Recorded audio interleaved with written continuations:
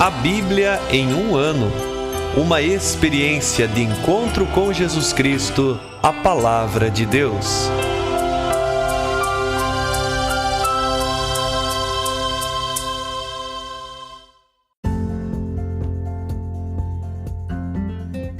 Olá, eu sou o Bruno, seminarista da Diocese de Ponta Grossa, Paraná. Você está ouvindo o podcast A Bíblia em um ano. Usando um plano de leitura cronológico, vamos ler a Bíblia inteira em 365 dias, descobrindo como a história da salvação se desdobra e se atualiza em nossas próprias vidas e na vida da Igreja. Estamos usando a Bíblia Católica com a tradução oficial da Conferência Nacional dos Bispos do Brasil. Você pode baixar o plano de leitura completo por meio de um link que você encontra na página do Instagram, abiblia.emuano, ou do facebook.com/seminariopg. Inscreva-se nesse podcast por meio da plataforma que preferir para receber as notificações diárias dos novos episódios.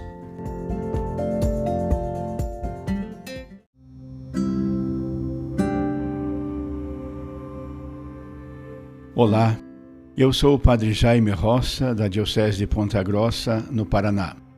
Antes de iniciarmos a leitura e a escuta dos textos bíblicos propostos para hoje, peçamos que pela ação de Deus, a sua palavra frutifique em nossas vidas. Em nome do Pai, do Filho e do Espírito Santo. Amém. Senhor, envia teu Espírito Santo para que eu compreenda e acolha a tua palavra, que eu possa conhecer-te, amar-te, servir-te e louvar-te, a fim de que pelo testemunho da tua palavra todos te adorem. Faze, ó Deus, que pela leitura da tua palavra os pecadores se convertam, os justos perseverem na graça e todos consigamos a vida eterna. Por Cristo nosso Senhor. Amém.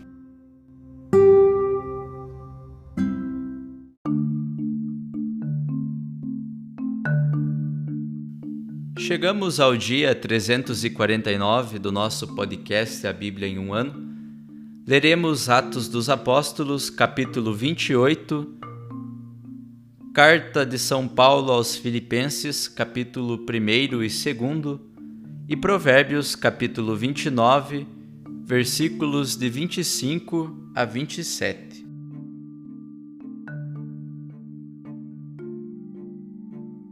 Atos dos Apóstolos, capítulo 28. Uma vez que estávamos fora de perigo, soubemos que a ilha se chamava Malta. Os nativos mostraram extraordinária gentileza para conosco. Acolheram a nós todos, não sem acender uma fogueira, por causa da chuva que caía e do frio. Paulo, entretanto, saiu para recolher uma braçada de gravetos, a fim de os lançar ao fogo. Por causa do calor, saiu uma víbora que se enrolou na sua mão. Os nativos viram a cobra venenosa pendurada na mão dele e diziam entre si: "Este homem é mesmo um criminoso, apenas escapado do naufrágio. A justiça divina não lhe permite viver." Paulo, porém, sacudiu a cobra dentro do fogo, sem sofrer nenhum mal. Achavam que ele fosse ficar inchado e cair morto imediatamente. Esperaram muito tempo e, vendo que nada de anormal lhe acontecia, mudaram de ideia e começaram a dizer que ele era um deus. Nos arredores daquele lugar ficava a propriedade do chefe da ilha, chamado Públio. Ele nos acolheu durante 3 dias, mostrando muita gentileza. O pai de Públio estava de cama, com febre e disenteria.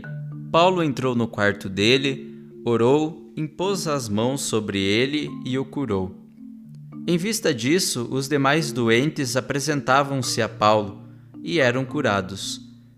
Eles demonstraram muitos sinais de estima para conosco, e quando partimos, deram-nos tudo o que era necessário para a viagem. Depois de 3 meses, embarcamos num navio alexandrino que tinha passado o inverno na ilha de Malta. levava como emblema os Dióscuros. Fizemos escala em Siracusa e aí permanecemos 3 dias. Depois, costeando, chegamos a Régio. No dia seguinte levantou-se o vento sul e em 2 dias chegamos a Puteoli. Aí encontramos alguns irmãos que nos pediram para permanecer 7 dias com eles. Em seguida fomos para Roma. Os irmãos de Roma, informados a nosso respeito, vieram ao nosso encontro até a praça de Ápio e as 3 tabernas. Ao vê-los, Paulo deu graças a Deus e sentiu-se encorajado. Quando entramos em Roma, Paulo recebeu permissão para morar em casa particular com um soldado que o vigiava. 3 dias depois, ele convocou os líderes dos judeus.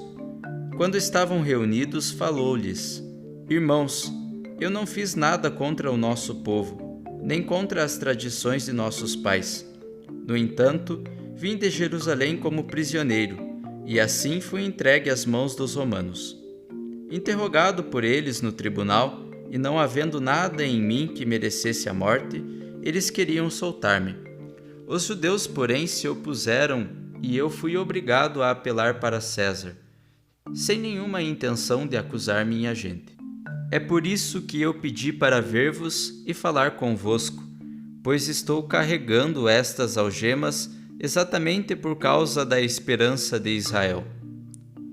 Então eles disseram a Paulo: Nós não recebemos nenhuma carta da Judéia a teu respeito, e nenhum dos irmãos que aqui chegaram relatou qualquer coisa de mal contra ti.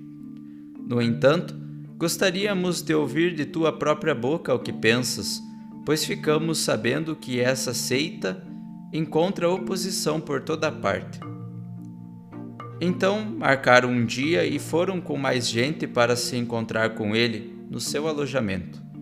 Desde o amanhecer até a tarde, Paulo fez uma exposição fundamentada na lei de Moisés e nos profetas, dando testemunho do reino de Deus, procurando convencê-los a respeito de Jesus.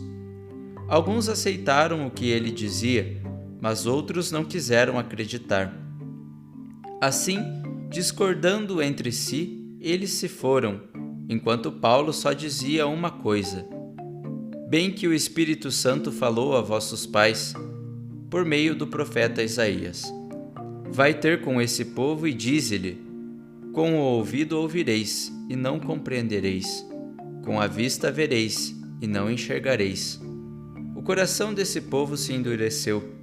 Com os ouvidos ouviram mal, e seus olhos eles os fecharam, para que não enxerguem com os olhos, nem ouçam com os ouvidos, nem entendam com o coração e se convertam, e eu os cure.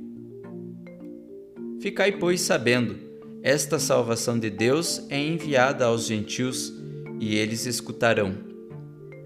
Paulo morou 2 anos numa casa alugada. Ele recebia todos os que o procuravam, proclamando o reino de Deus e ensinando o que se refere ao Senhor Jesus Cristo, com toda a liberdade e sem impedimento.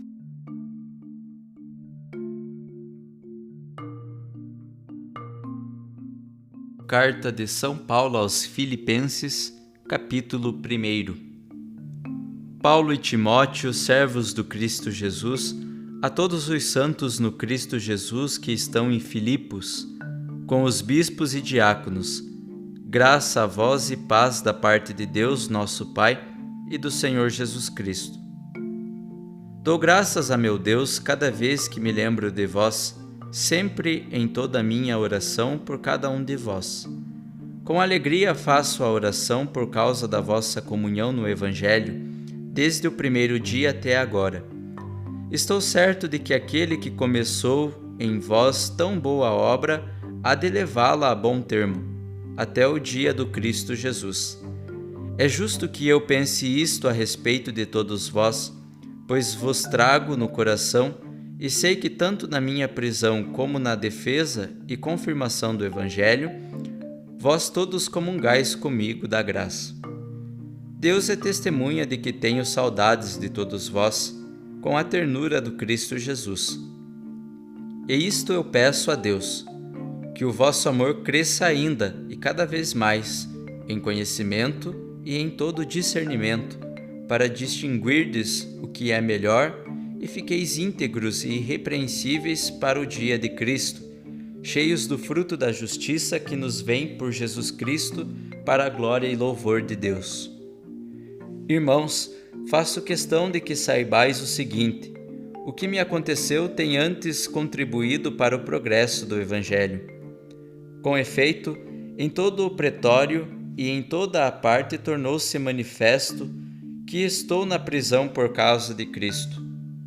E os irmãos, em sua maioria, encorajados no Senhor pela minha prisão, redobram de audácia, proclamando sem medo a palavra. Alguns, é verdade, o fazem por inveja e rivalidade, mas outros proclamam a Cristo com boa intenção. Estes agem por amor, sabendo que tenho a missão de defender o Evangelho. Aqueles, porém, não anunciam Cristo com honestidade, mas por ambição, visando agravar meu sofrimento na prisão. Que importa? De qualquer maneira, com segundas intenções ou com sinceridade, Cristo está sendo anunciado, e com isso eu me alegro. E ainda me alegrarei, pois sei que isto servirá para minha salvação, graças às vossas preces e à assistência do Espírito de Jesus Cristo. A minha expectativa e esperança é de que em nada serei envergonhado. Pelo contrário, com toda a confiança, como sempre, também agora Cristo será engrandecido no meu corpo, seja pela vida, seja pela morte. Para mim, de fato, o viver é Cristo, e o morrer, lucro. Ora, se o viver no corpo produz para mim uma atividade frutuosa, então já não sei o que escolher. Estou num grande dilema. Desejo partir para estar com Cristo, o que para mim é muito melhor, mas por vossa causa é necessário continuar no corpo. Certo disso, sei que vou permanecer e continuar convosco, para o vosso progresso e alegria da fé, a fim de que o motivo de vos gloriardes por mim cresça em Cristo Jesus, por meio de meu retorno ao vosso meio. Comportai-vos somente de maneira digna do Evangelho de Cristo, para que, visitando-vos ou permanecendo distante, ouça falar de vós, que estáis firmes num só espírito, lutando juntos com uma só alma, pela fé do Evangelho, sem nenhum medo diante dos adversários. Para eles, isto é indício claro de condenação, para vós, porém, de salvação. E isto vem de Deus. A vós foi concedida a graça, não só de crer em Cristo, mas também de sofrer por Ele, sustentando a mesma luta que vistes em mim, e que agora ouvis dizer de mim. Capítulo 2. Se, portanto, existe algum conforto em Cristo, alguma consolação no amor, alguma comunhão no Espírito, alguma ternura e compaixão, completai a minha alegria, conservando o mesmo pensar e o mesmo amor, em uma só alma, tendo o mesmo sentimento. Nada façais por rivalidade ou vanglória, mas com humildade, cada um considere os outros como superiores a si, e não cuide somente do que é seu, mas também do que é dos outros. Tende entre vós os mesmos sentimentos que havia em Cristo Jesus. Ele, existindo em forma divina, não considerou um privilégio ser igual a Deus, mas esvaziou-se, assumindo a forma de servo e tornando-se semelhante ao ser humano. E, encontrado em aspecto humano, humilhou-se, fazendo-se obediente até a morte e morte de cruz.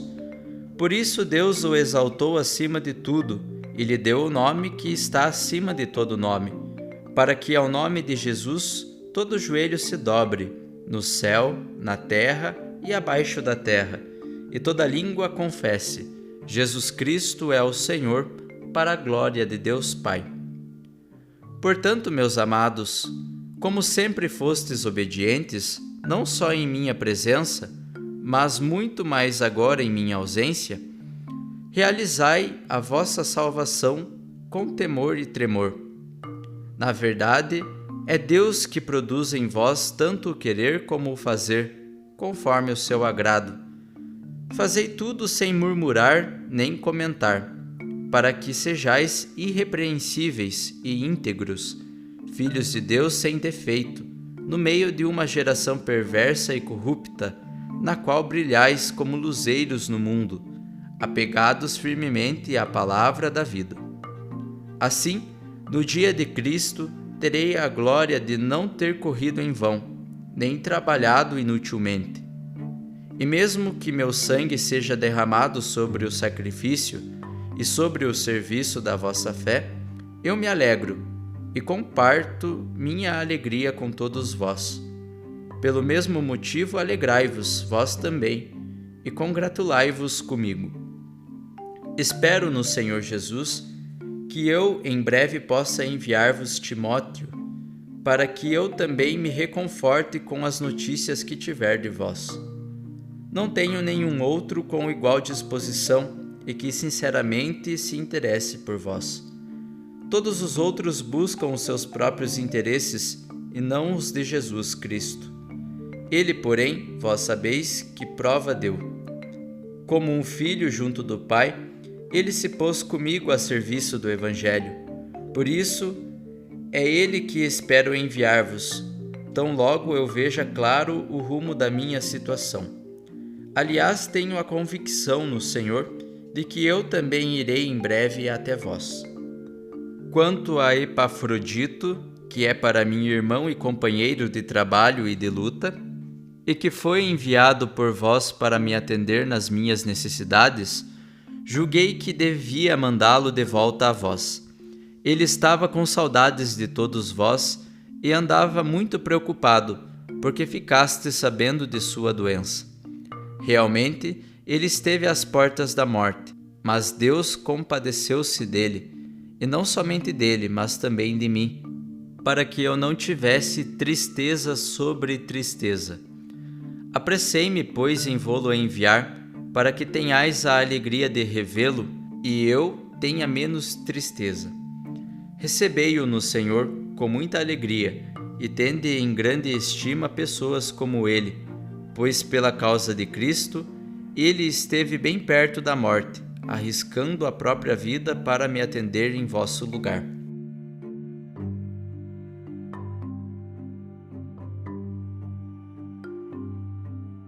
Provérbios capítulo 29, versículos de 25 a 27. Quem teme os homens, arma ciladas para si. Quem espera no Senhor está seguro. Muitos buscam o favor do príncipe, mas o julgamento de todos vem do Senhor. Os justos detestam o ímpio, os ímpios abominam os que estão no caminho reto.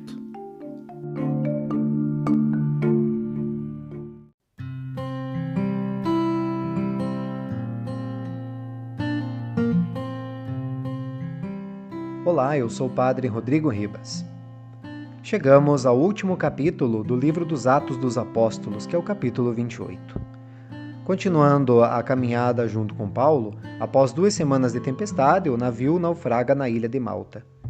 Mesmo sendo prisioneiro principal, sob total vigilância da tropa, o apóstolo evangeliza o território desconhecido fazendo milagres, e os habitantes reconhecem que Paulo é um sinal da presença de Deus. Lucas ele descreve aqui a última etapa da viagem, que é de Malta a Roma, com algumas escalas. Os irmãos da capital, já prevenidos, vão ao seu encontro, que é sinal de uma ótima comunicação entre as comunidades. O gesto foi de muito consolo e Paulo pôde renovar as forças. Afinal, chega em Roma, algemado, para enfrentar mais um julgamento. É o confronto final entre Paulo e a comunidade judaica de Roma. Na conversa, que durou vários dias, Paulo reafirma sua inocência, já garantida pelo tribunal romano. Ele só apelou a César devido à intransigência das autoridades judaicas de Jerusalém, porque ele mesmo não tinha nenhum interesse de acusar a sua nação judaica diante do império. Ele continua fiel às tradições do povo e carrega algemas pela causa da esperança de Israel concretizada na vinda e ressurreição do Messias. A pregação de Paulo produz, como das outras vezes, divisão entre os judeus. Como diz no versículo 29, depois de Paulo ter dito isso, os judeus foram embora discutindo muito entre si. É o que ressalta, mais uma vez, o mistério da recusa dos judeus em acolher Jesus e o reino. Lucas ele vai terminar dizendo que Paulo esperou 2 anos, mas não informa se houve um julgamento final. O que importa, para o autor de Atos, é que Paulo recebia a todos os que iam até ele. Aqui se resume o objetivo central do livro, a palavra. Saindo de Jerusalém, passa pela Judéia, Samaria, até chegar ao centro do mundo. Paulo agora, algemado, continua evangelizando. Nenhum poder ou força consegue deter o caminho da palavra. Concluímos o livro dos Atos dos Apóstolos percebendo algo fundamental. Lucas, ele não quis narrar a perseguição e o martírio de Paulo, mas pode perceber que o último nome no livro é o nome de nosso Senhor Jesus Cristo. Iniciamos aqui também a leitura da carta de São Paulo aos Filipenses.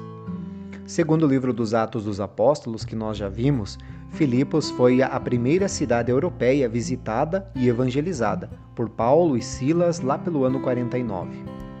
É uma carta também do cativeiro, como nós já ouvimos aqui também, e é uma carta marcada por afeto e alegria.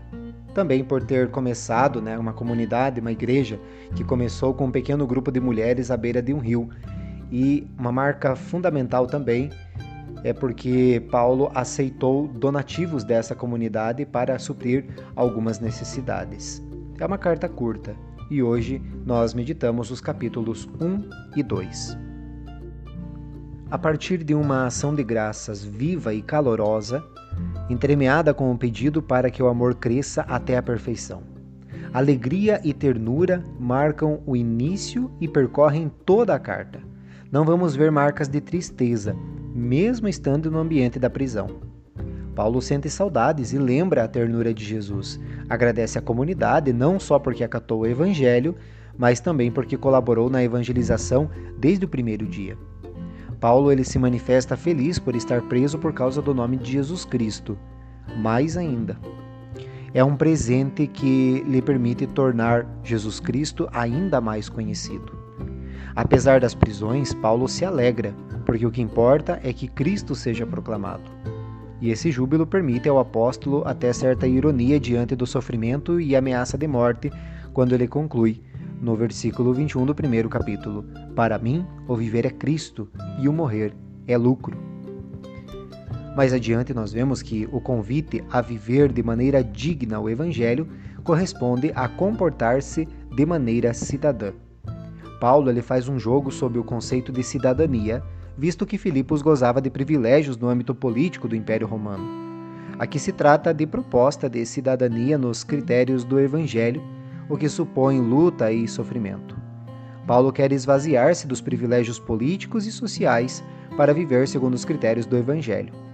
É preciso enfrentar adversários, talvez judaizantes que propunham os privilégios de um evangelho sem cruz e sem a graça de Deus. Os filipenses conhecem bem as perseguições que Paulo sofreu ao chegar na cidade. No capítulo 2, nós vamos ver que Paulo ele é conhecedor das possíveis rixas e conflitos que existem na comunidade, ele então apela para a harmonia. Com uma série de motivações, chama a humildade e o amor. Cada qual deve valorizar o outro. E com esse convite, eles precisam esvaziar-se de si mesmos, aonde Paulo vai preparar o hino sobre o exemplo de Jesus Cristo. A inserção deste hino aqui está coerente com o pensamento geral da carta. Canta em síntese toda a trajetória de Jesus Cristo. Apresenta uma resposta ao escândalo da cruz de Jesus e, consequentemente, à humilhação e sofrimento dos cristãos. Aqui está um hino muito bonito. É uma teologia conhecida como esvaziamento. É um termo que traduz o grego kenosis. Ou nós podemos até ouvir por aí o abaixamento. Jesus que abaixa-se à condição humana. Para expressar o movimento de Jesus que parte de Deus, desce até a morte na cruz e depois volta para Deus como Senhor. É o modelo bíblico da humilhação e exaltação. Aplica-se também no batismo, enquanto mergulho no pecado e subida na graça. É o movimento da humilhação de Jesus a partir da condição divina, com forma de Deus. Ele se esvazia, tomando a forma de servo, para assemelhar-se aos homens e obedecer até a morte, chegando à mais baixa humilhação na cruz. No movimento de exaltação, Jesus parte da cruz, é elevado, recebe o nome acima de todo nome, é adorado e proclamado Senhor da glória de Deus. Aí, após Paulo apresentar o esvaziamento de Jesus, convida a comunidade a fazer o mesmo. Mas para isso é preciso comportar-se de maneira condizente, tornando-se íntegros e puros, sem defeito algum. É uma alusão ao sacrifício do cordeiro que devia ser puro e sem mancha. É uma metáfora, A mesma metáfora do sacrifício é mantida na comparação sobre a possível condenação de Paulo, que está preso e encara a morte como gesto litúrgico de participação na ofensa do próprio Cristo. Aí, quase terminando o capítulo 2, nós vamos ver um texto maravilhoso que ilustra as relações de Paulo com a comunidade toda, em particular com os amigos. Demonstra sua sensibilidade, que se manifesta em amizade, carinho, afeto, gratidão. Envia de volta uma pessoa de nome Epafrodito, que foi visitar Paulo com doações da comunidade e que, ao chegar, caiu doente. Resolve mandar também Timóteo, que está com ele ao escrever a carta. Epafrodito não é conhecido em outras passagens, mas Timóteo ele aparece 24 vezes no Novo Testamento. Em clima de confiança e amizade, o apóstolo não esconde um desabafo pessoal por causa do egoísmo de alguns, e não deixa de expressar mais uma vez o dilema que acompanha o prisioneiro: a condenação ou a liberdade.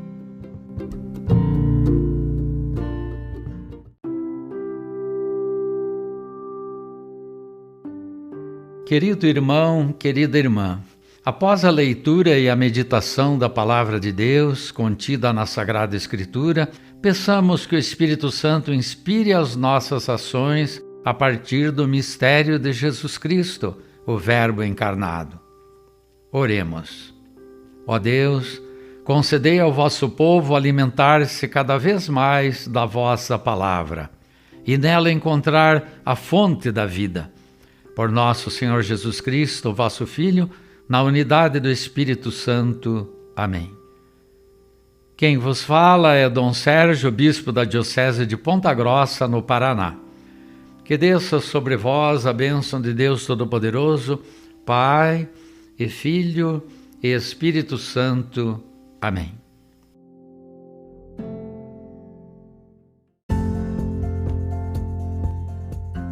Você acaba de ouvir mais um episódio do podcast A Bíblia em um Ano. Continue nesse bom propósito de ouvir, ler e praticar a Palavra de Deus. Rezemos por todos que estão fazendo este caminho de leitura da Bíblia. Procure também participar da sua comunidade. A permissão para uso do plano de leitura The Bible in a Year com Padre Mike Schmitz e Jeff Kevins foi concedida por Ascension. A versão original pode ser baixada em ascensionpress.com. Todos os direitos desse plano estão reservados à Ascension. Os demais conteúdos do podcast não são criados, revisados ou apoiados por Ascension. Até amanhã!